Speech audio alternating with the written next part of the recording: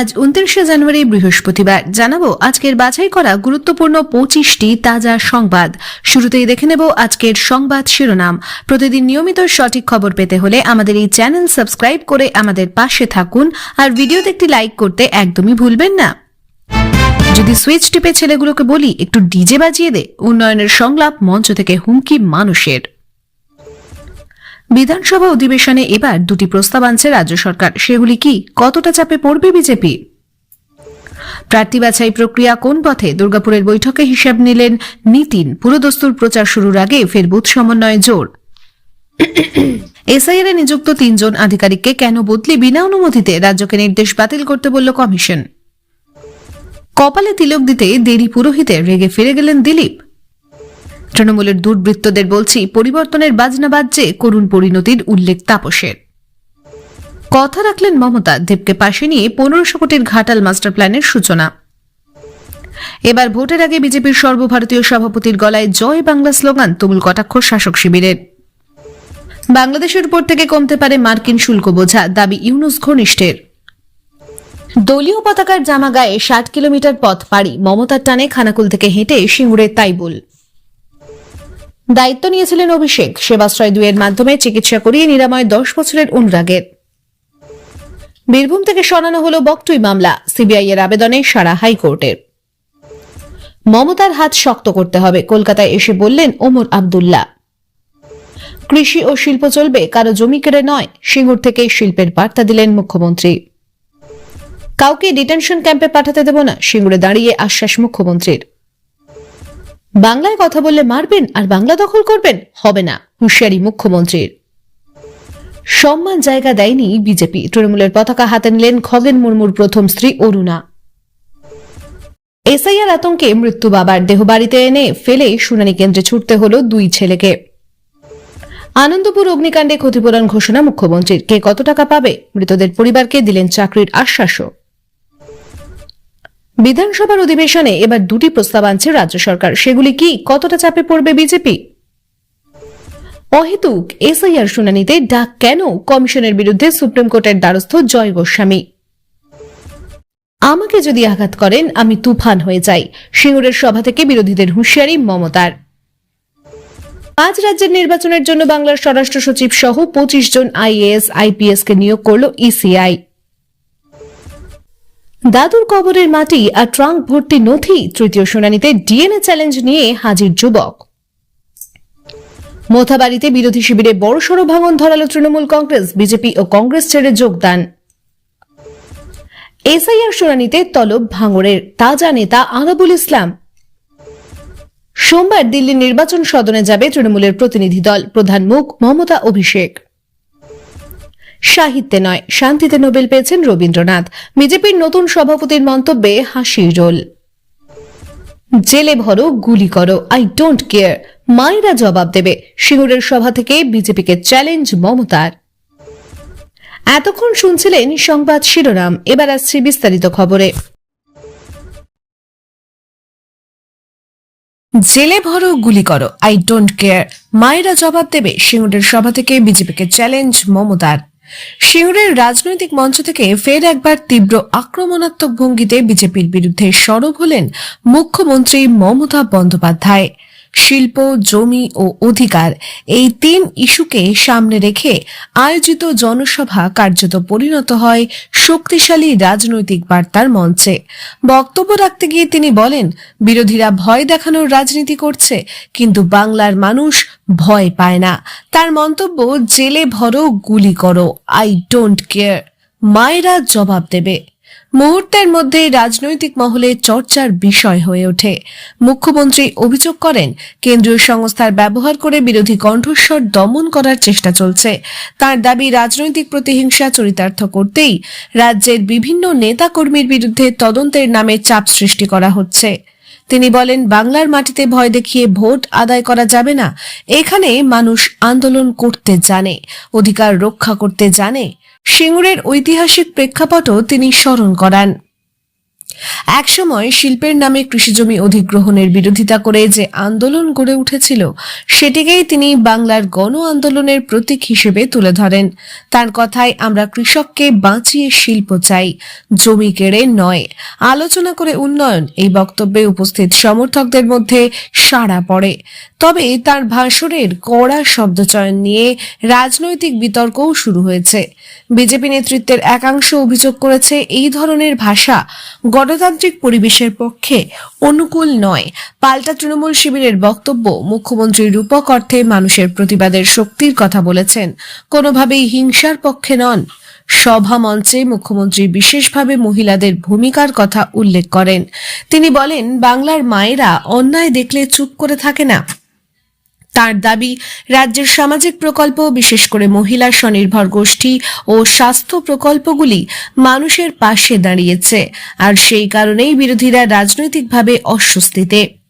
সভায় উন্নয়নমূলক একাধিক প্রকল্পের কথাও তুলে ধরা হয়, গ্রামীণ রাস্তা, পানীয় জল, স্বাস্থ্যকেন্দ্র উন্নয়ন ইত্যাদি। মুখ্যমন্ত্রী দাবি করেন, কেন্দ্রীয় বঞ্চনা সত্ত্বেও রাজ্য সরকার কাজ করে চলেছে। তার বক্তব্যে বারবার উঠে আসে বাংলার আত্মসম্মান রক্ষার কথা। রাজনৈতিক বিশ্লেষকদের মতে এই ভাষণ আসন্ন নির্বাচনী লড়াইয়ের আগে সমর্থক ঘাঁটি মজবুত করার কৌশল হিসেবেই দেখা হচ্ছে। আবেগ, আঞ্চলিক পরিচয় ও কেন্দ্র রাজ্য দ্বন্দ্ব, এই তিন স্তম্ভে দাঁড়িয়ে তিনি নিজের রাজনৈতিক অবস্থান স্পষ্ট করেছেন। মমতার হাত শক্ত করতে হবে, কলকাতায় এসে বললেন ওমর আব্দুল্লাহ।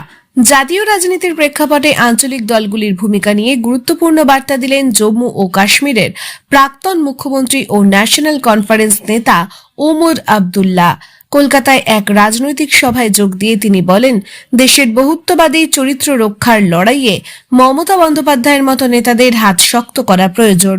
ওমর আব্দুল্লাহ তার বক্তৃতায় বলেন, ভারতবর্ষের শক্তি তার বৈচিত্র্য, বহু ভাষা, বহু সংস্কৃতি এবং বহু ধর্মের সহাবস্থান। তার মতে এই বহুত্ববাদ রক্ষায় আঞ্চলিক দলগুলি গুরুত্বপূর্ণ ভূমিকা পালন করে আসছে। তিনি বলেন, দেশে এমন এক সময় চলছে যখন ভিন্ন মতকে সন্দেহের চোখে দেখা হচ্ছে। এই পরিস্থিতিকে, গণতন্ত্রকে শক্তিশালী রাখতে সাহসী নেতৃত্ব দরকার। সরাসরি মমতা বন্দ্যোপাধ্যায়ের নাম উল্লেখ করে বলেন, তিনি রাজ্যের মানুষের অধিকার নিয়ে বারবার কেন্দ্রের সামনে প্রশ্ন তুলেছেন। এই ধরনের কণ্ঠস্বর জাতীয় রাজনীতিতে প্রয়োজন। তার এই মন্তব্যে উপস্থিত তৃণমূল সমর্থকদের মধ্যে উৎসাহ দেখা যায়। বক্তৃতায় ওমর আব্দুল্লাহ কেন্দ্র রাজ্য সম্পর্ক নিয়েও কথা বলেন।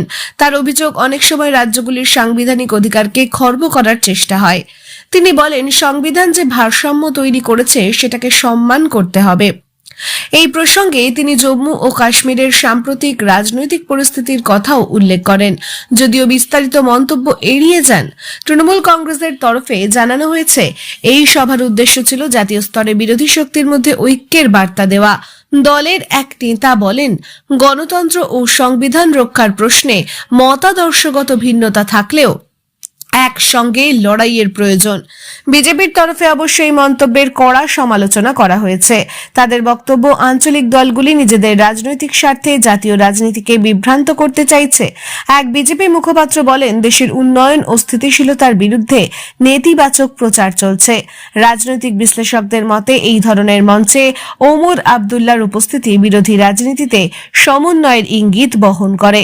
যদিও তাৎক্ষণিকভাবে জোট রাজনীতির রূপরেখা স্পষ্ট নয়, তবু বার্তাটি প্রতীকী দিক থেকে তাৎপর্যপূর্ণ। কৃষি ও শিল্প চলবে, কারো জমি কেড়ে নয়। সিঙ্গুর থেকে শিল্পের বার্তা দিলেন মুখ্যমন্ত্রী। সিঙ্গুরের মাটি থেকে ফের একবার শিল্প ও কৃষির সহাবস্থানের বার্তা দিলেন মুখ্যমন্ত্রী মমতা বন্দ্যোপাধ্যায়। এক জনসভায় বক্তব্য রাখতে গিয়ে তিনি স্পষ্ট বলেন, কৃষি ও শিল্প দুটোই চলবে, কিন্তু কারো জমি কেড়ে নিতে নয়। তার এই মন্তব্যের মধ্য দিয়ে অতীতের জমি আন্দোলনের প্রেক্ষাপটও উঠে আসে। সিঙ্গুর একসময় শিল্পায়নের নামে জমি অধিগ্রহণের কেন্দ্রবিন্দু হয়ে উঠেছিল। সেই আন্দোলন রাজ্যের রাজনৈতিক মানচিত্র বদলে দিয়েছিল। মুখ্যমন্ত্রী বলেন, সেই অভিজ্ঞতা থেকে শিক্ষা নিয়ে এখন সরকার উন্নয়নের বিকল্প মডেল অনুসরণ করছে। তার দাবি, আলোচনার মাধ্যমে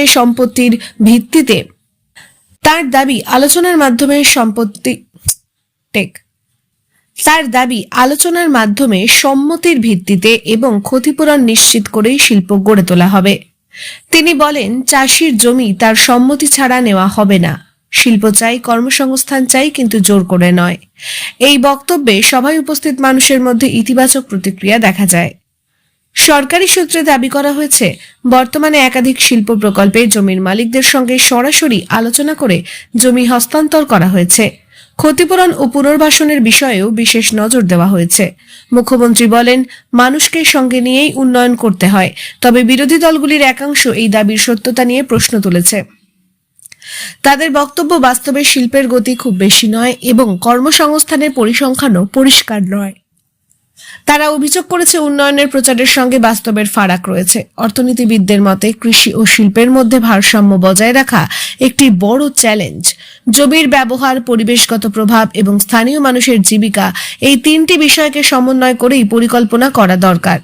মুখ্যমন্ত্রী তার ভাষণে বলেন, বাংলা উন্নয়ন চায়, কিন্তু নিজের শিকড় ভুলে নয়। তার বক্তব্যে স্পষ্ট, সিঙ্গুর এখনো রাজনৈতিকভাবে প্রতীকী জায়গা ধরে রেখেছে। কাউকে ডিটেনশন ক্যাম্পে পাঠাতে দেব না, সিঙ্গুরে দাঁড়িয়ে আশ্বাস মুখ্যমন্ত্রীর। সিঙ্গুরের জনসভা থেকে নাগরিকত্ব ও মানবাধিকার প্রসঙ্গে গুরুত্বপূর্ণ মন্তব্য করলেন মুখ্যমন্ত্রী মমতা বন্দ্যোপাধ্যায়। তিনি বলেন, বাংলায় কাউকে ডিটেনশন ক্যাম্পে পাঠাতে দেব না।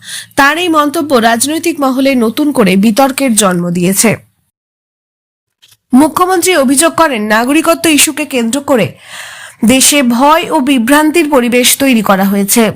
তার দাবি, বাংলায় বসবাসকারী কোনো সাধারণ মানুষকে আতঙ্কে থাকতে হবে না। তিনি বলেন, যারা বহু বছর ধরে এখানে বাস করছেন, কাজ করছেন, তাদের সম্মান ও অধিকার রক্ষা করা আমাদের দায়িত্ব। তিনি আরো বলেন, মানবিক দৃষ্টিভঙ্গি ছাড়া কোনো প্রশাসনিক পদক্ষেপ নেওয়া উচিত নয়। তার মতে, নাগরিকত্ব প্রশ্নে আইনগত প্রক্রিয়া থাকলেও মানুষের মর্যাদা যেন ক্ষুণ্ণ না হয়। বিরোধী শিবিরের দাবি, মুখ্যমন্ত্রী ইচ্ছাকৃতভাবে বিষয়টিকে রাজনৈতিক রূপ দিচ্ছেন। তাদের বক্তব্য, নাগরিকত্ব সংক্রান্ত যে কোনো পদক্ষেপ সংবিধান ও আইনের ভিত্তিতেই হয়। মানবাধিকার কর্মীদের একাংশ অবশ্য মুখ্যমন্ত্রীর বক্তব্যকে সমর্থন করেছেন। তাদের মতে, প্রশাসনিক প্রক্রিয়ার মধ্যে মানবিক সংবেদনশীলতা থাকা জরুরি। সাধারণ মানুষের মধ্যে আতঙ্ক ছড়ানো উচিত নয়। রাজনৈতিক বিশ্লেষকদের মতে, নাগরিকত্ব ইস্যু বহু রাজ্যে রাজনৈতিকভাবে স্পর্শকাতর। ফলে এই বিষয়ে বক্তব্য সবসময় জনমতকে প্রভাবিত করে। বাংলায় কথা বললে মারবেন আর বাংলা দখল করবেন, হবে না, হুঁশিয়ারি মুখ্যমন্ত্রীর। ভাষা ও আঞ্চলিক পরিচয়কে সামনে রেখে তীব্র রাজনৈতিক বার্তা দিলেন মুখ্যমন্ত্রী মমতা বন্দ্যোপাধ্যায়। তিনি অভিযোগ করেন, কিছু শক্তি বাংলার ভাষা ও সংস্কৃতিকে অবমূল্যায়ন করার চেষ্টা করছে। তার প্রশ্ন, বাংলায় কথা বললে মারবেন আর বাংলা দখল করবেন, হবে না। তিনি বলেন, বাংলা ভাষা শুধু যোগাযোগের মাধ্যম নয়, এটি বাঙালির আত্মপরিচয়ের অংশ। ভাষাকে অসম্মান করা মানে সংস্কৃতিকে আঘাত করা। তার এই বক্তব্যে সভায় উপস্থিত মানুষের মধ্যে আবেগঘন প্রতিক্রিয়া দেখা যায়। বিরোধী দলগুলির একাংশ এই অভিযোগ অস্বীকার করেছে। তাদের দাবি, ভাষা নিয়ে বিভাজন তৈরির চেষ্টা করা হচ্ছে। তবে রাজনৈতিক পর্যবেক্ষকদের মতে, ভাষা ও সংস্কৃতি সবসময়ই আঞ্চলিক রাজনীতিতে শক্তিশালী ইস্যু। মুখ্যমন্ত্রী তার ভাষণে বলেন, বাংলা সব ভাষাকে সম্মান করে, কিন্তু নিজের ভাষার মর্যাদা রক্ষায় আপোষ করবে না। তার এই মন্তব্যকে আসন্ন নির্বাচনের আগে সাংস্কৃতিক আবেগের আহ্বান হিসেবেই দেখা হচ্ছে। সাহিত্যে নয়, শান্তিতে নোবেল পেয়েছেন রবীন্দ্রনাথ। বিজেপির নতুন সভাপতির মন্তব্যে হাসির রোল। একটি প্রকাশ্য রাজনৈতিক সভায় করা একটি মন্তব্য ঘিরে তুমুল বিতর্কের সৃষ্টি হয়েছে। বিজেপির নবনিযুক্ত এক রাজ্য সভাপতি দাবি করেন, রবীন্দ্রনাথ ঠাকুর নাকি সাহিত্যে নয়, শান্তিতে নোবেল পুরস্কার পেয়েছিলেন। বক্তব্যটি প্রকাশ্যে আসতেই সামাজিক মাধ্যমে শুরু হয় সমালোচনার ঝড়। পাশাপাশি বিরোধী রাজনৈতিক শিবিরের কটাক্ষও তীব্র হয়। সভায় বক্তৃতা দিতে গিয়ে ওই নেতা রবীন্দ্রনাথের মানবতাবাদী ভাবনা ও বিশ্বশান্তির বার্তার কথা বলতে গিয়ে এই ভুল তথ্য উল্লেখ করেন। উপস্থিত দর্শকদের একাংশ তখনই বিস্ময় প্রকাশ করেন। পরে ভিডিও ক্লিপ ছড়িয়ে পড়তেই বিষয়টি ভাইরাল হয়ে যায়। উল্লেখ্য, রবীন্দ্রনাথ ঠাকুর 1913 সালে তার কাব্যগ্রন্থ গীতাঞ্জলির জন্য সাহিত্যে নোবেল পুরস্কার লাভ করেন। তিনি প্রথম অ-ইউরোপীয় সাহিত্যিক হিসেবে এই সম্মান পান। ইতিহাসবিদদের মতে, এটি শুধু বাংলা ভাষার জন্য নয়, সমগ্র ভারতীয় সাহিত্য জগতের জন্যই এটি গৌরবের মুহূর্ত ছিল। এই ভুল মন্তব্যকে কেন্দ্র করে তৃণমূল কংগ্রেস ও বাম শিবির তীব্র সমালোচনা শুরু করে।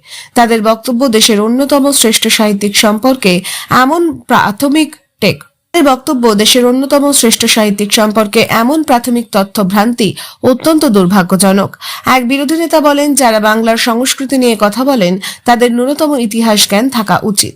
তবে বিজেপির তরফে জানানো হয়েছে বক্তব্যটি ছিল অনিচ্ছাকৃত ভুল এবং রবীন্দ্রনাথের প্রতি তাদের পূর্ণ শ্রদ্ধা রয়েছে।